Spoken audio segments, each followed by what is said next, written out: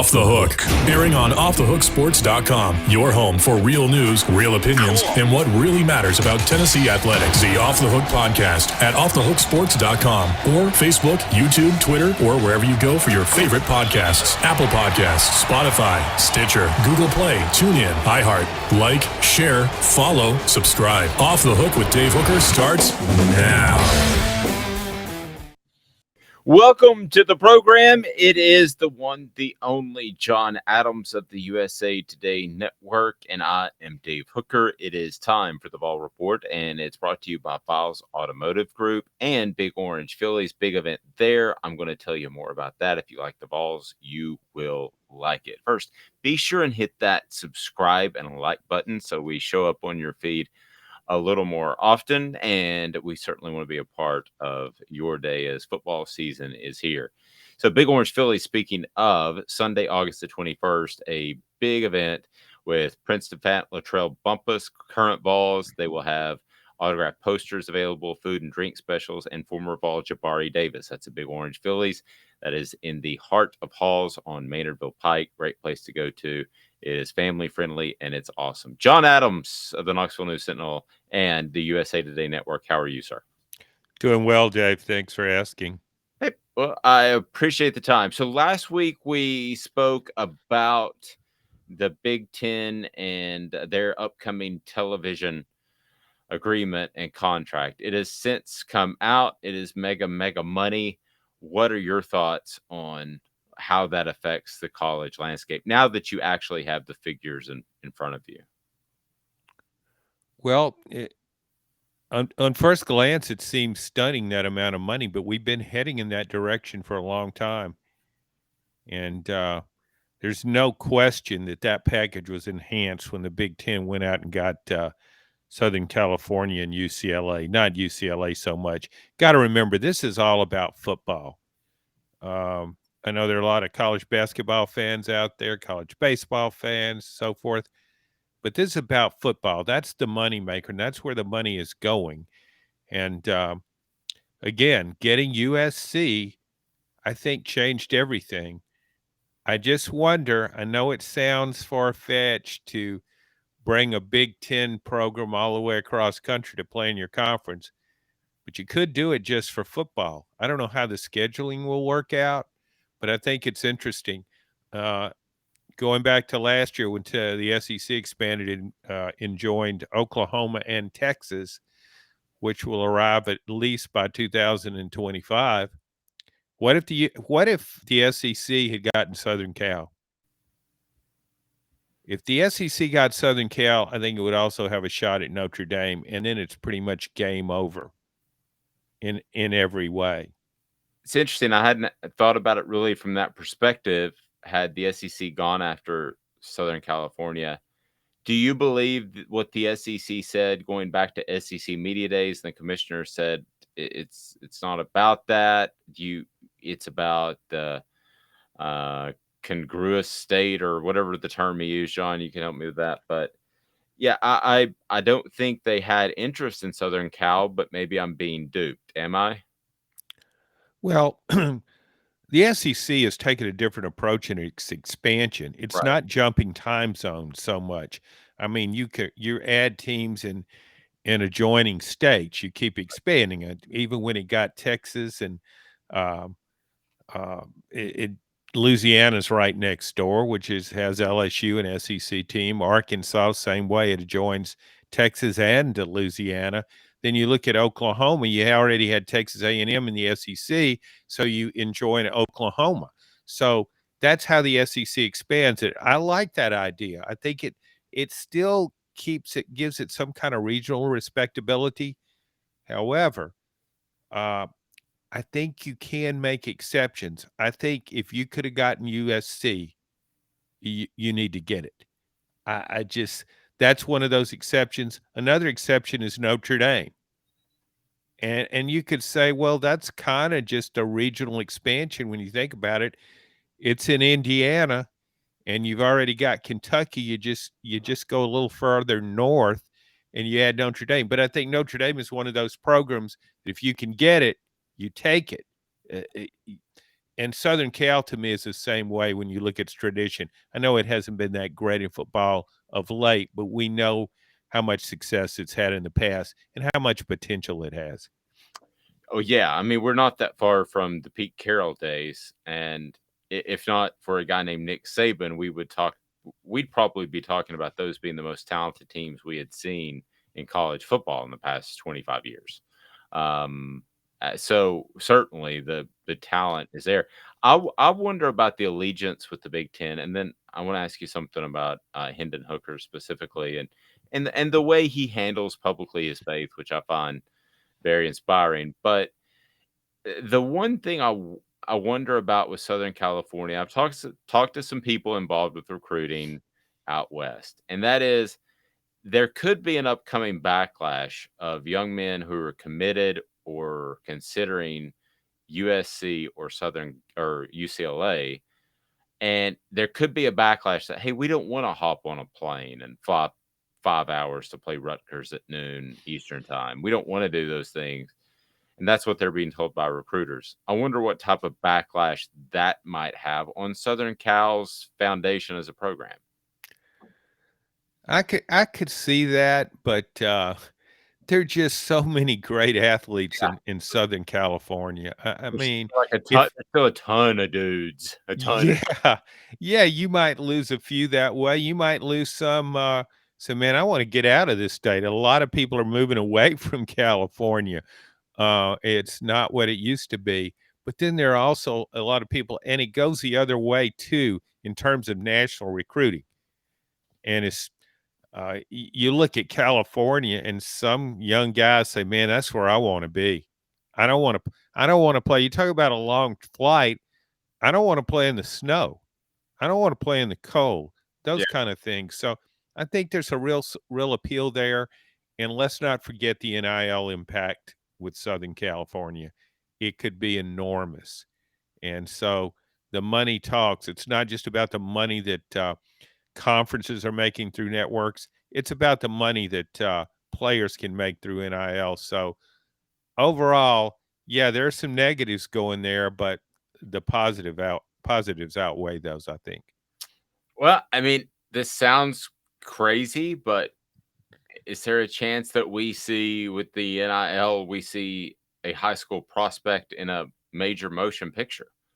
Will I mean, I this just popped into my head. Will Ferrell is a big Southern Cal backer.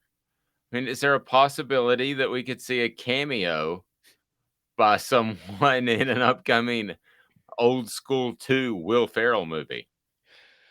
uh, oh, I think that's a very possible, It's probably plausible. already Yeah, in the works. It's happening. huh? It's probably already in the works. It's Oh, happening. yeah. I We're mean, doing we're doing this, baby. We got yeah, this. we're gonna make you a star and not just on the football field.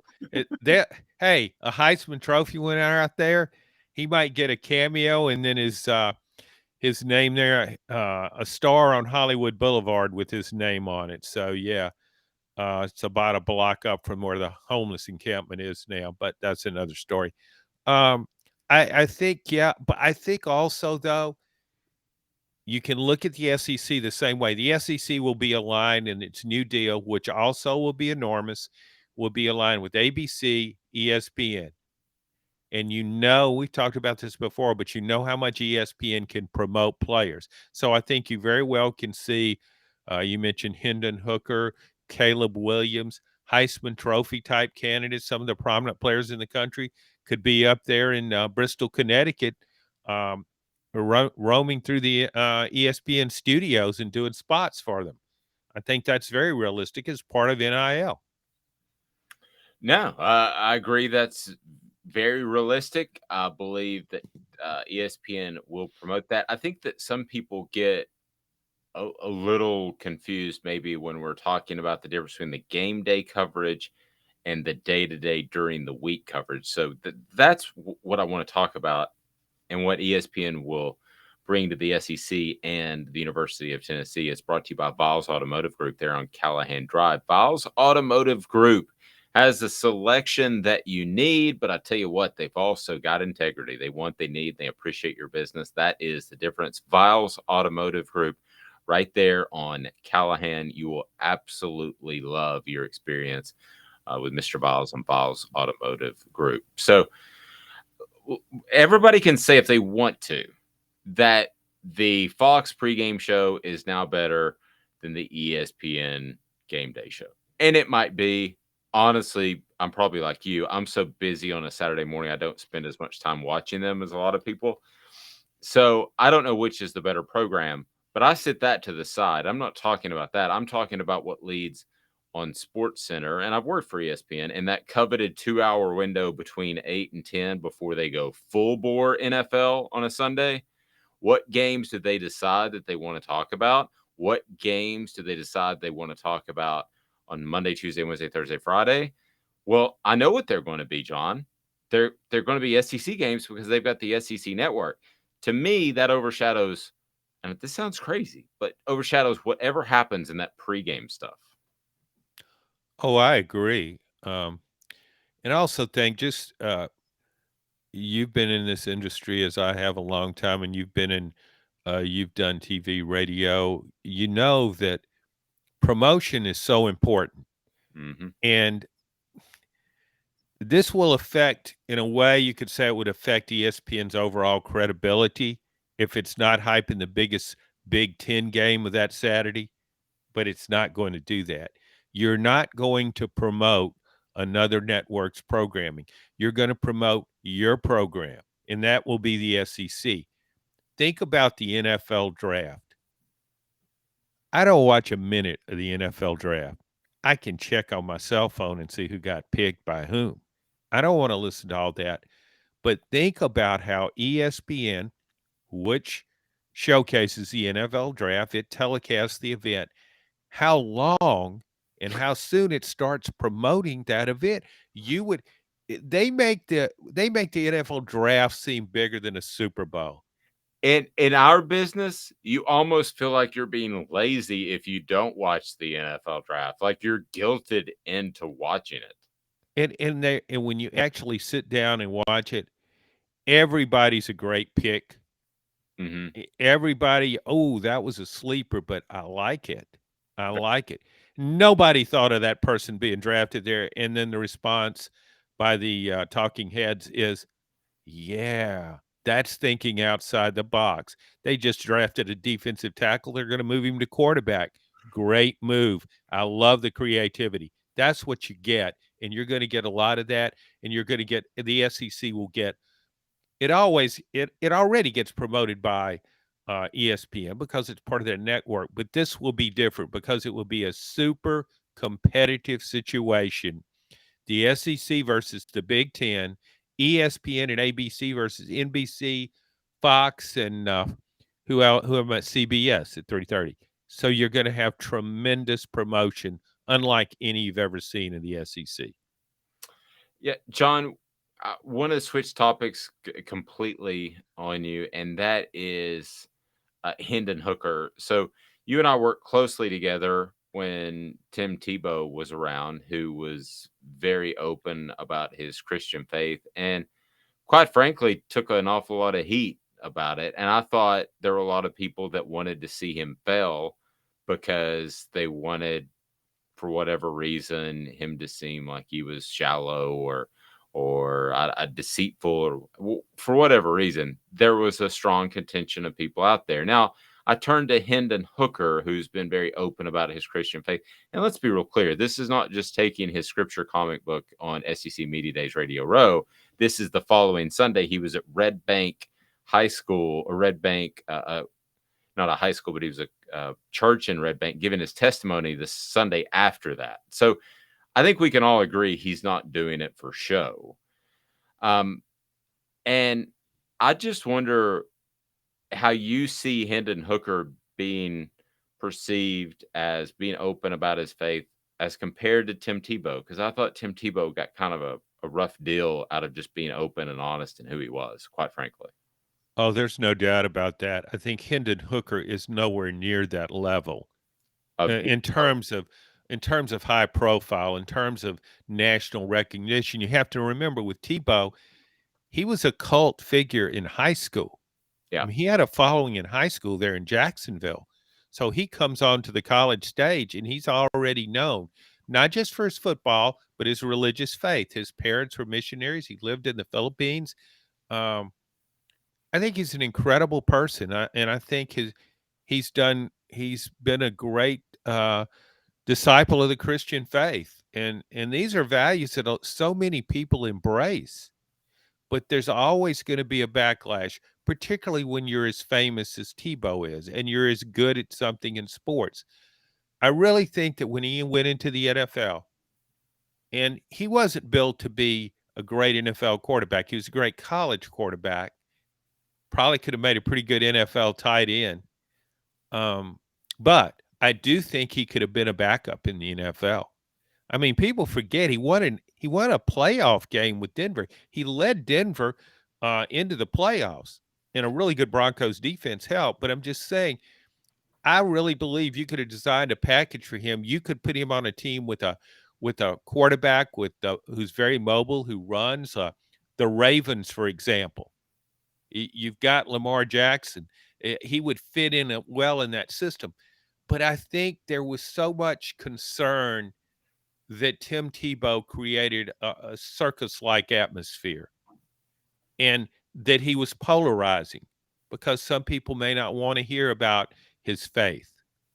But I think throughout his career, throughout his life, he's been so consistent in the values he espouses. And I think that's great. And I think it's unfortunate that some people were detractors of Tebow just because he was so outspoken about his faith. It wasn't as though he was in the face of people, and Hendon Hooker's not either. They do it in a very gentle way in which they tell people, here's what I believe, and this is how it's helped me, and I think they're very sincere. I know there are plenty of phonies out there. We see those all the time, but it doesn't mean everybody's a phony. And I think Hendon Hooker, as was Tebow, Hendon Hooker's he's a great representative of Tennessee's program. Just as the last really good quarterback Tennessee had was Joshua Dobbs. He was pretty vocal about his Christian faith. He I was. go back. Go ahead, Dad. No, he was. I just don't think he was quite as exciting of a player, which is perhaps why Hendon Hooker's gotten more coverage about it. It is funny, though, going back, not to interrupt your train of thought, but going back to what you said earlier about Tim Tebow, there were more people that knew who he was. He was iconic. He was a national figure. He was not just a SEC college football figure. He was way beyond that, and he grew way beyond that. So is that really what it comes down to? Is that in today's media, if you want to express your faith, if you want to share what you believe in, just don't get too big? Is that pretty much where we are? That's kind of disappointing, though, if you boil everything down to that, isn't it? I think there's a high percentage of people in media who are not Christians. We both are, but I think there are a lot of people who aren't, and I think there are a lot of people who wanted to see Tebow fail.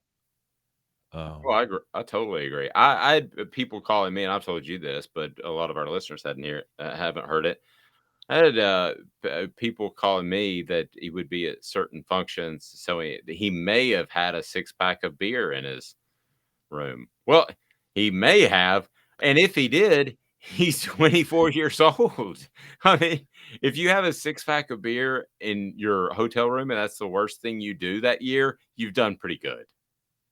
Yeah, and who knows? I mean, that could very well be Up.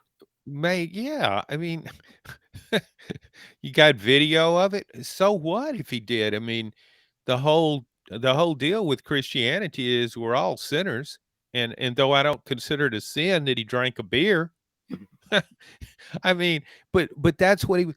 And think about how well he carried that, Dave, throughout his. I mean, because there was pressure.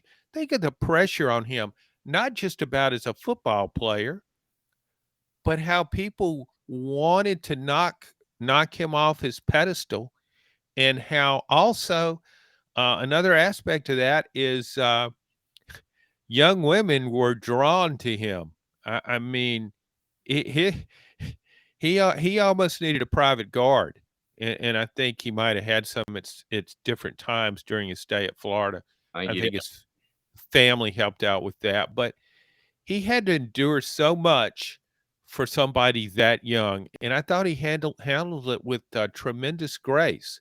Uh, can't really compare Hendon Hooker to him in that regard, but I do think Hendon Hooker handles himself well, and that's a real bonus for a football program or a university. And we haven't really. There is a value in this, I think, as an athlete. I think somebody with a strong faith, uh, I think that helps them with their football, particularly when they're playing quarterback. There's so much put on a quarterback. I mean, nobody else on that field has to do as much as a quarterback does. He's the cliche of, well, he's a coach on the field. Well, that comes with that position. And you know that quarterbacks, we hear it all the time. Well, quarterbacks get too much credit and way too much blame. They're next in line behind the coach. And I think if you have a strong faith, that really helps you manage all of that. Um, I completely agree. Completely. Big Orange Phillies, great family environment that you can go down and shoot some stick. You can throw darts. You can have some fantastic food. And it's just a really awesome place to hang out on Maynardville Pike. Big Orange Phillies. It is just in the heart of North Knoxville, and Viles Automotive Group on Callahan. Mr. Viles will take care of you at Viles Automotive Group, whether you're thinking about, I don't know, a new car. They've got the selection. How about you need some service work? They've got that too. But it's all about integrity at Viles Automotive Group. They want, they need, and they appreciate your business. This is a presentation of Off the Hook Sports. He's John Adams. I'm Dave Hooker.